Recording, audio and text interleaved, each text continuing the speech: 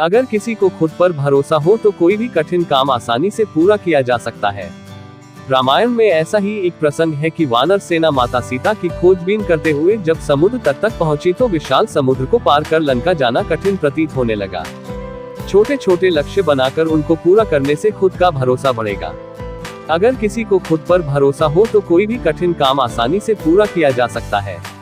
रामायण में ऐसा ही एक प्रसंग है कि वानर सेना माता सीता की खोजबीन करते हुए जब समुद्र तट तक पहुंची तो विशाल समुद्र को पार कर लंका जाना कठिन प्रतीत होने लगा।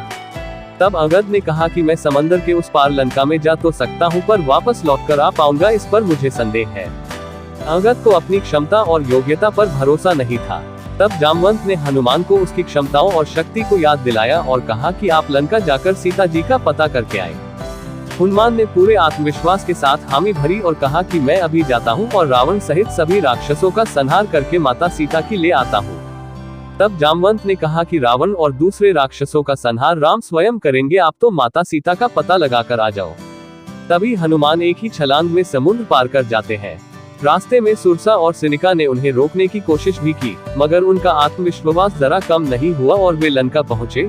वहां कई राक्षसों का संहार किया, अशोक वाटिका में सीता जी को देखा और फिर लौट आए। इस प्रसंग से हमें सीख मिलती है कि जब हम किसी उच्च मुकाम की तरफ जाते हैं तो मन में आशंकाएं और भय जरूर आ जाता है, मगर हमें इनसे पार पाने के लिए अपने भीतर के भरोसे को मजबूत रखना चाहिए। उत्साह के साथ लक्ष्य की ओर बढ़ने से भीतर का भरोसा भी मजबूत होता है।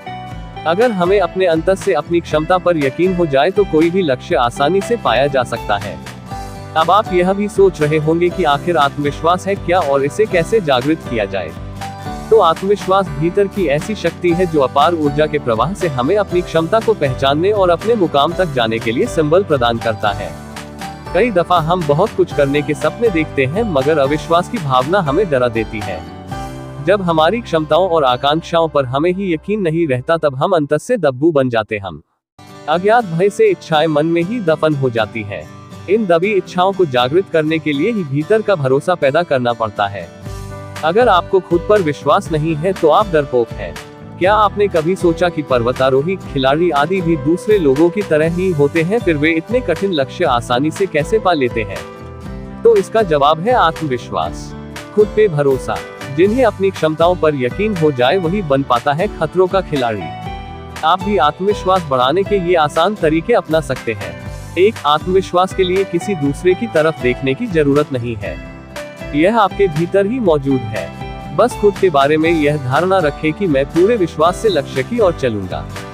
2, हमेशा सकारात्मकता को दिमाग में बसा कर रखें। आप जो काम कर रहे हैं वह आपके लिए ही है, सिर्फ आपको ही इसका श्रेय मिलेगा। 3, सफल लोगों के जीवन संघर्ष की असली प्रेरक कहानियां पढ़ने से भी भीतर का विश्वास बहुत मजबूत होता है। 4, जीवन के उन अवसरों को याद करें और डायरी में लिखें जब आपने मुश्किलों में भी कोई कार्य अपने विश्वास के दम पर पूरा किया था। 5, हमेशा प्रसन्नचित्त रहिए। चेहरे की मुस्कान आत्मविश्वास की पहचान और कामयाबी का द्वार होती है। 6, अपने व्यक्तित्व को बनाए रखें। 7, छोटे छोटे लक्ष्य बनाकर उनको पूरा करने से खुद का भरोसा बढ़ेगा। 8, हमेशा ऐसे दोस्तों के निकट रहें जो आत्मविश्वास से भरे हों, उनसे सकारात्मक बातें करें। 9, इन उपायों से हम अपने आत्मविश्वास में इजाफा कर सकते हैं।